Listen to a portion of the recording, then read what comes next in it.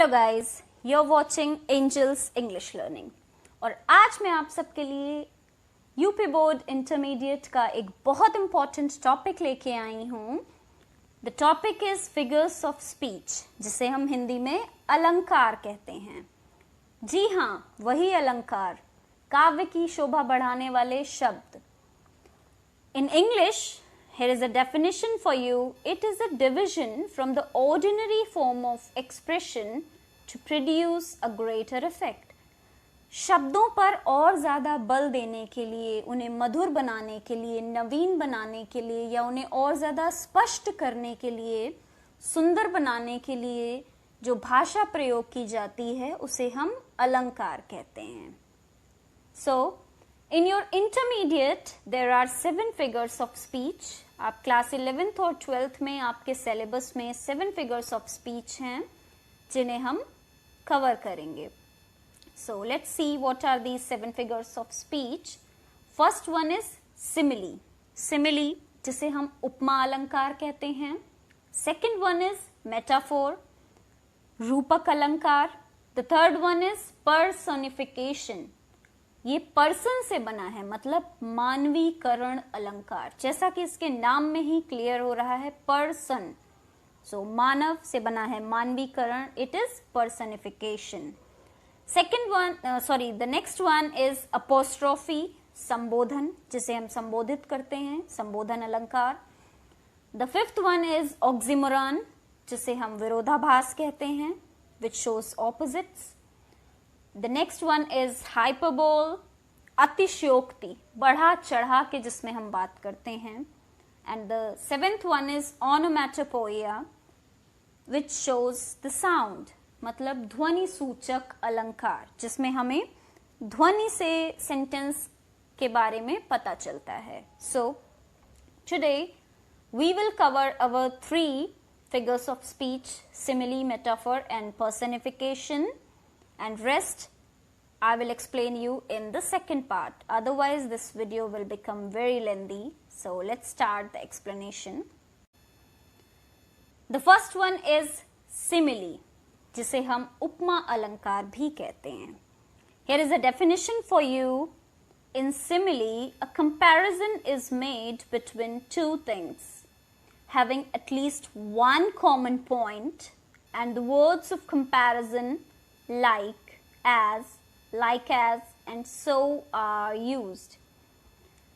Simile is a figure of speech जिसमें हम क्या करते हैं, तुलना करते हैं, कंपैरिजन करते हैं दो चीजों के बीच में, परंतु उन दो चीजों में एक समानता होनी चाहिए, having at least one common point, जिसमें कम से कम एक समानता हो। और सिमिली में आइडेंटिफाई करना आपके लिए और भी ज़्यादा इजी हो जाता है, क्योंकि यहाँ पर वर्ड्स ऑफ कंपैरिजन यूज होते हैं जो कि लाइक एज और सो हैं। ये आपको सेंटेंसेस में जहाँ पर भी मिलेंगे इजीली वो सिमिली होगा। So it is very easy to identify this figure of speech. Here are some examples. First one we have, camel is like the ship of desert. Camel जो है ऊंट, शिप ऑफ डेजर्ट मतलब रेगिस्तान के जहाज के समान होता है। तो कैमल को यहाँ पर रेगिस्तान के जहाज से कंपेयर किया गया है, क्योंकि रेगिस्तान में हर किसी का चलना पॉसिबल नहीं है, कैमल वहाँ पर इजीली चल पाता है, इसीलिए वहाँ पर कैमल का कंपैरिजन रेगिस्तान के जहाज से किया गया। And here is a word like, so it is simile. The next one is she is fresh as dew. वो कितनी फ्रेश है, ड्यू के समान, ओस के समान, मतलब जैसे कि ओस एकदम फ्रेश होती है वैसे ही उसकी तुलना की गई है कि उतनी ही वो ताजा है, फ्रेश है। Sita is as wise as Gita. Sita उतनी ही बुद्धिमान है जितनी की गीता, दोनों में कंपैरिजन किया गया है, सीता भी बुद्धिमान है और गीता भी। Lakshmibai fought like a lion. Lakshmibai, जिन्हें हम उनकी बहादुरी के लिए जानते हैं, दैट ब्रेव लेडी, वो बहादुरी से शेर के समान लड़ी, मतलब जैसे शेर एक बहादुर जानवर है जो अपनी ब्रेवरी के लिए फेमस है, वैसे ही लक्ष्मीबाई, दोनों में कॉमन पॉइंट क्या है? उनकी बहादुरी. So word of comparison is here like. That's why it is simile. Next one we have we are all like swimmers on the sea of life. हम सब जीवन के समुद्र में तैराक के समान हैं. हम सब अपने अपने जीवन के समुद्र में तैर रहे हैं.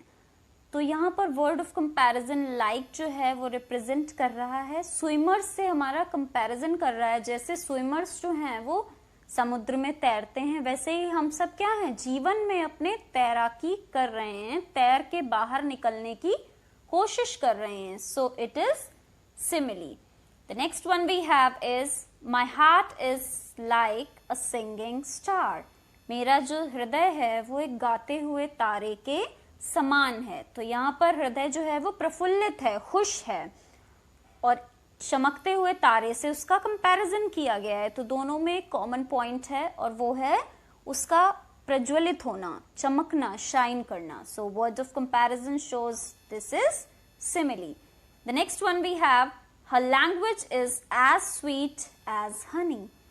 उसकी जो वाणी है, उसकी जो बोली है वो इतनी स्वीट है, इतनी मधुर है, मीठी है जैसे कि हनी. हनी जो है वो अपनी मिठास के लिए, शहद अपनी मिठास के लिए जाना जाता है, और उतनी ही मधुर, उतनी ही मीठी उसकी बोली है. इसलिए यहाँ पर सिमिली है, because comparison is made and word of comparison as is used here. Our next figure of speech is metaphor. Metaphor जिसे हम रूपक अलंकार भी कहते हैं. Here is a definition for you. Metaphor is an implied simile. Metaphor जो है वो एक implied simile, मतलब प्रत्यक्ष simile है, प्रत्यक्ष उपमा अलंकार है. In this figure of speech, things are compared, but words of comparison are not used.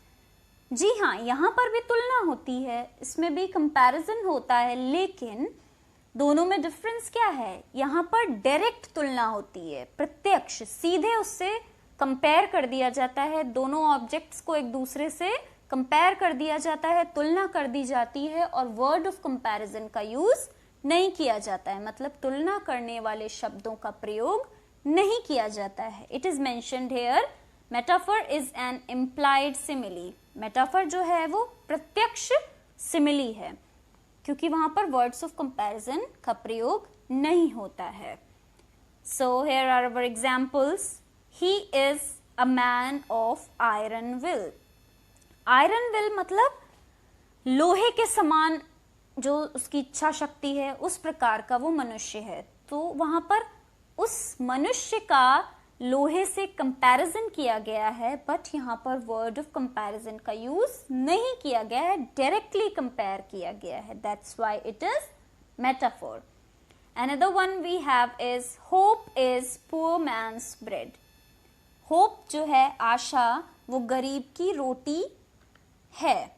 गरीब की रोटी के समान है अगर आप कहें तो ये सिमिली होगा.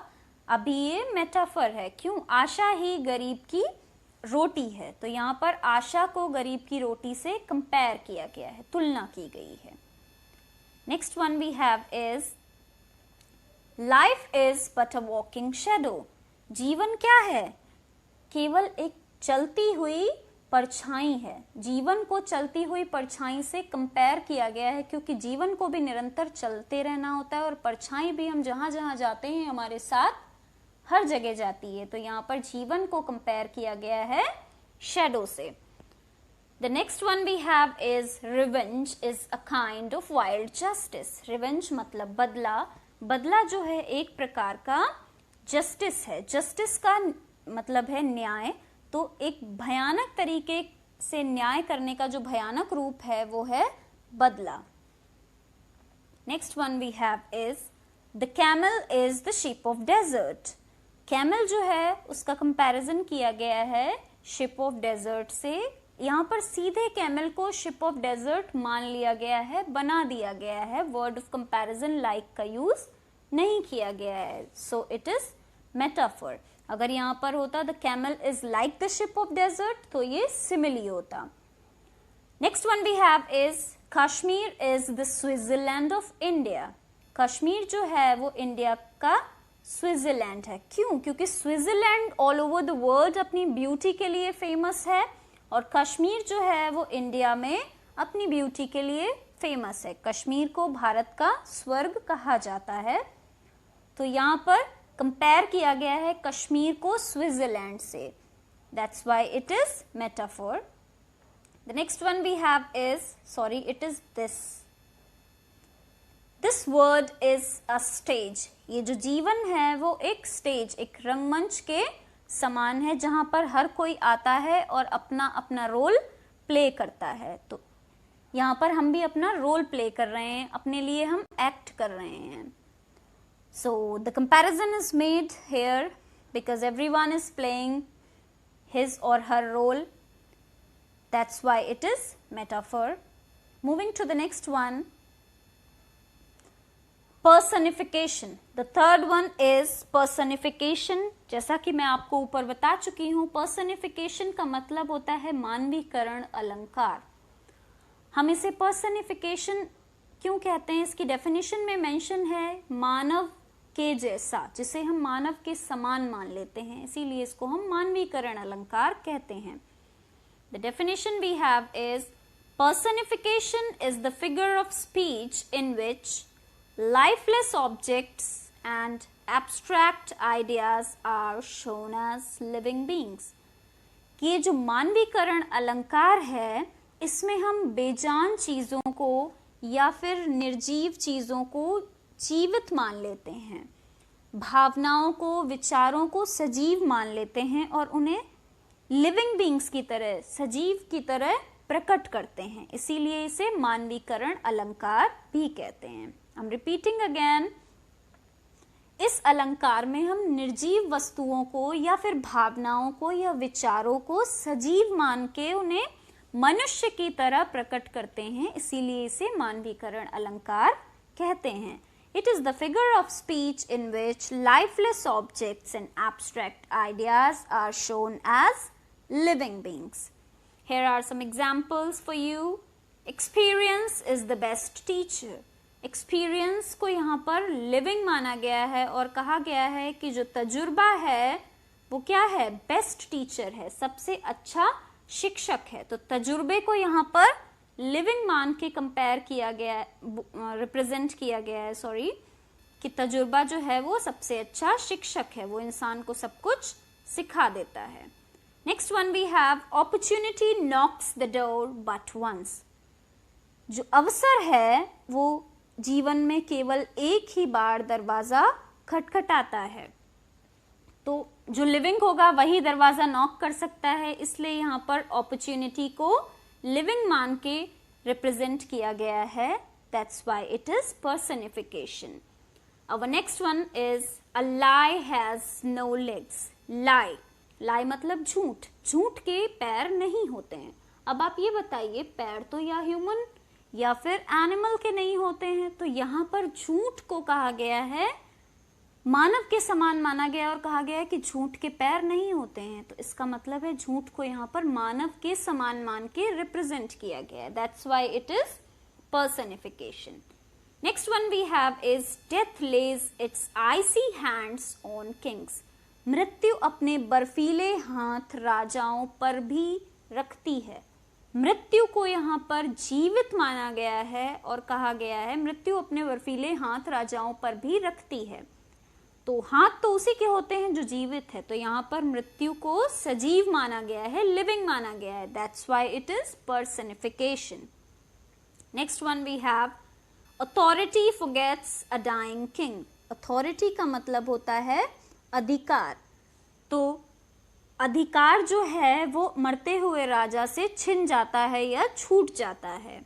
तो अथॉरिटी को यहाँ पर लिविंग की तरह रिप्रेजेंट करके इसे पर्सनिफिकेशन की कैटेगरी में रखा गया है। Anxiety is sitting on your face.